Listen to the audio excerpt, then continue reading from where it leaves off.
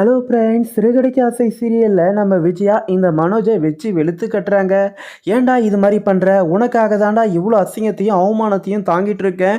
எல்லா காரியத்தையும் உனக்காக தானே பண்ணேன். அப்படி இருந்தும் கூட நீ அவ கூட சேர்ந்து வாழ பார்க்குறியா?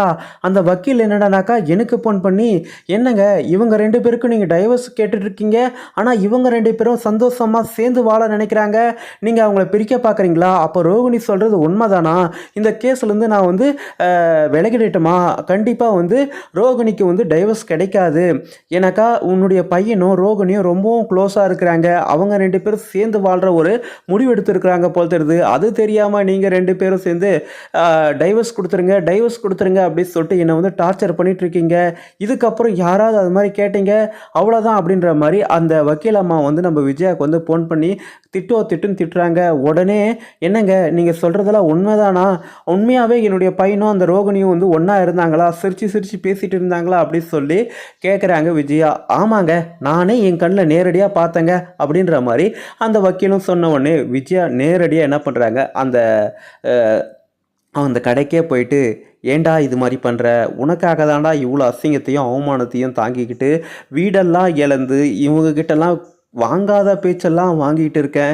எல்லாமே உன்னோட நல்லதுக்கு தானே நான் பண்ணிகிட்ருக்கேன். அப்படி இருந்தும் கூட எதுக்கடா அந்த ரோகிணிகிட்ட போய் சேர்ந்து இது மாதிரி பண்ணிகிட்ருக்க அப்படின்னு சொல்லிட்டு விஜயா அந்த கடையிலே வச்சு இந்த மனோஜை சத்துவாங்களா, இல்லை மறுபடியும் அந்த கோர்ட்டுக்கு ஏரிங் வரும்ல, அப்போ போயிட்டு இல்லை நான் ரோகிணி கூட சேர்ந்து தான் வாழ போகிறேன், என்ன எங்கள் அம்மா தான் பிரிக்க நினைக்கிறாங்க அப்படின்னு சொல்லிட்டு இந்த மனோஜ் கோர்ட்டில் மாற்றி சொல்லிட்டா, அதே இடத்துல இந்த விஜயா மனோஜ் அடிப்பாங்களான்னு தெரியல. கண்டிப்பாக மனோஜ் ரோகிணி 2 பேரும் பிரிய மாட்டாங்க. இவங்க 2 பேரும் சேர்ந்து வாழ்வாங்க. அதுக்கான வேலையில் நம்ம ரோகிணி முன்கூட்டியே படிப்படியாக செஞ்சு வச்சுட்டாங்க. கண்டிப்பாக அவங்களுடைய புத்திசாலித்தனத்துக்கு ஈக்குவலாக இங்கே யாருமே செயல்படவே முடியாது.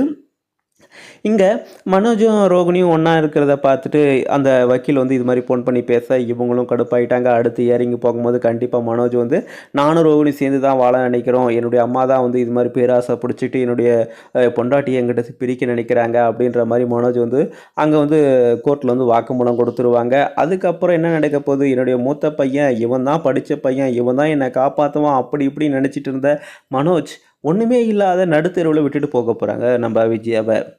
ஆனால் ஒன்றுமே இல்லை, இவங்க ஒன்றுத்துக்கும் உதவ மாட்டாங்க அப்படின்னு நினச்சிட்டு இருந்த நம்ம முத்துவும் மீனாவும் தான் விஜயாவை அவங்களுடைய வீட்டுக்கு கொண்டு போய் வச்சு அவங்கள பத்திரமா அவங்களுக்கு பணிவிடெல்லாம் பண்ணி அவங்களுக்கு தேவையானதை செஞ்சு கொடுத்துட்ருக்காங்க. ஆனால் இந்த விஜயாவுக்கு எப்போ தான் அறிவு வரும்னே தெரியல.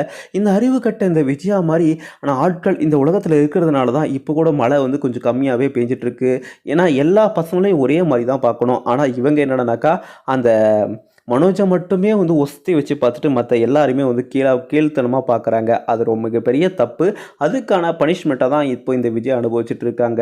இந்த மனோஜ் பேசி கேட்டு தான் இந்த வீடியோ போச்சு. இப்போது அந்த கோர்ட்டில் போய் கூட இந்த விஜயா தான் கெட்ட பேர் வாங்க போகிறாங்கன்னு சொல்லிட்டு தான் நான் நினைக்கிறேன். நீங்கள் என்ன நினைக்கிறீங்க சொல்லிட்டு உங்களுக்கு எதுவும் கருத்தில் கமெண்ட் பண்ணுங்கள். அதுக்கு முன்னாடி நம்ம சேனலுக்கு இப்போ தான் முதல் முறையாக வரைக்கும் சப்ஸ்கிரைப் பண்ணிக்கோங்க. தேங்க்ஸ் ஃபார் வாட்சிங். நன்றி. மீண்டும் நாளை சந்திப்போம்.